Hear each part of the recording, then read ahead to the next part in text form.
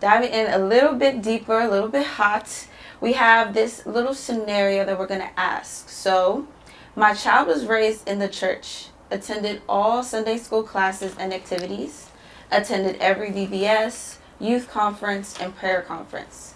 They soon went off to college and fell off the wagon.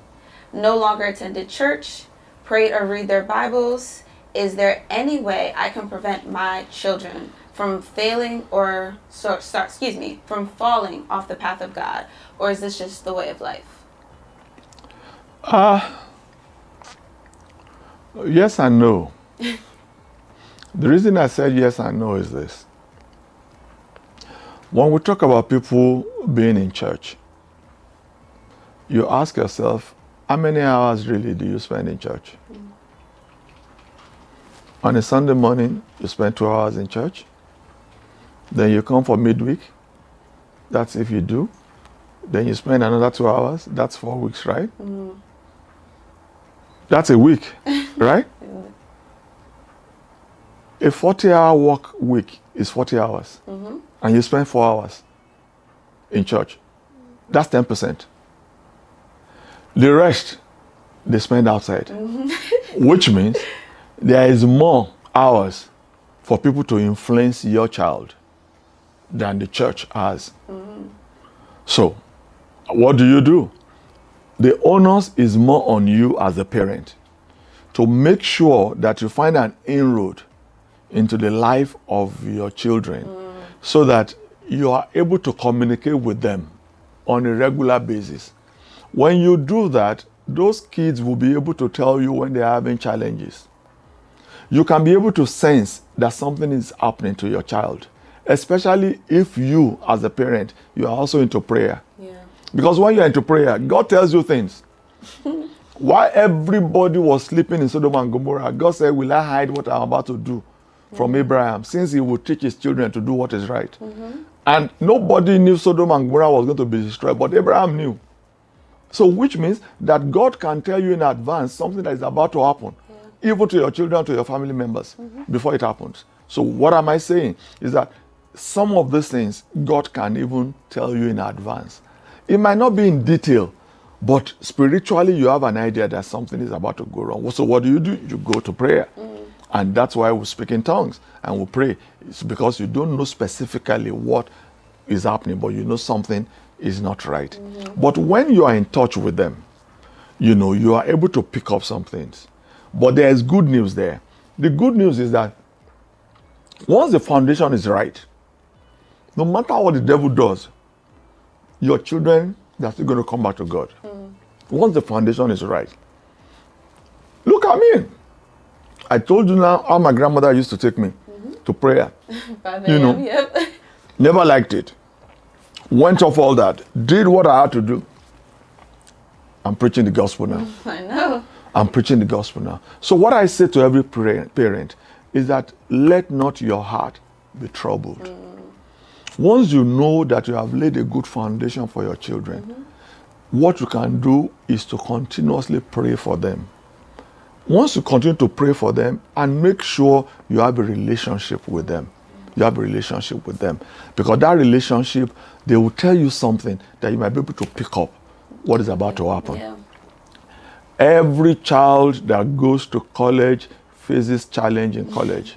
I'm telling you, because number one, the freedom they have never seen in their lives, they are seeing it in college. And that's why some of them get to college, the credit card that they have never taken in life, they take it and they begin to spend the money anyhow as if they will not pay for it. And they're going to pay back, and then they now start having problems. They see the kind of freedom they've never seen before, because in college, nobody wakes you up to go to classes. You have to determine that you wake up and go to classes. And these are the major things.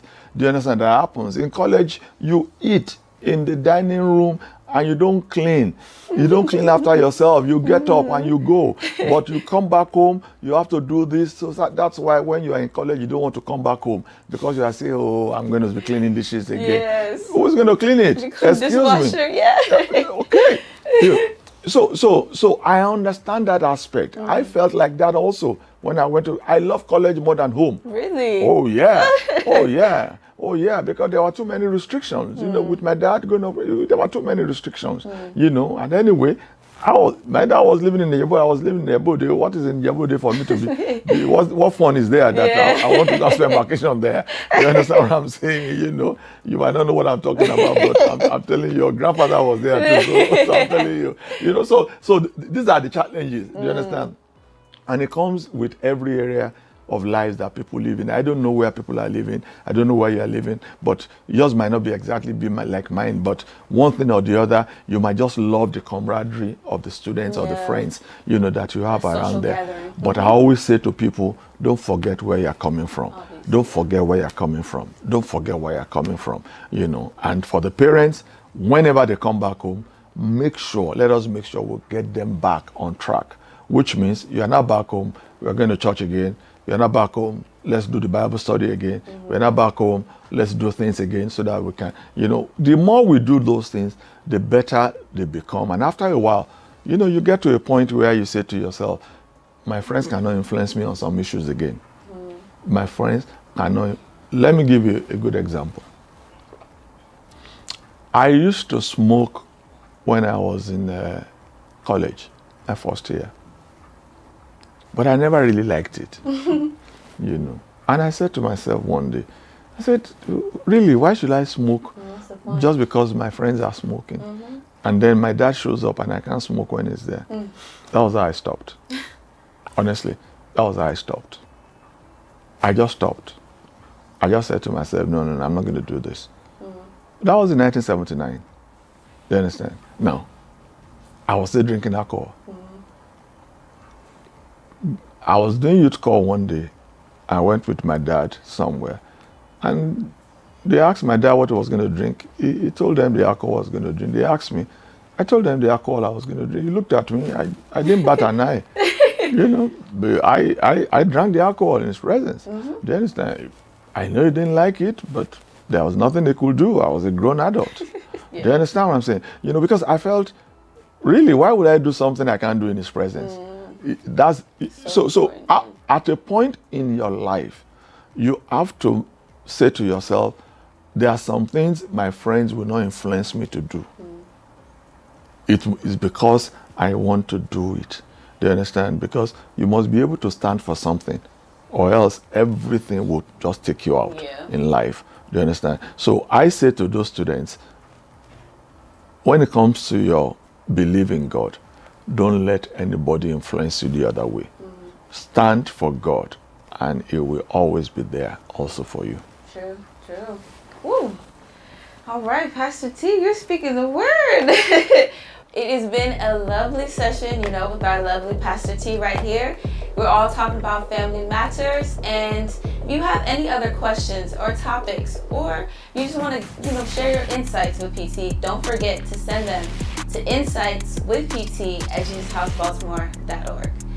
It's been a pleasure, and as always, it's your girl Tammy, right here with Pastor T. God bless you. Peace out, everyone. Catch you all next time.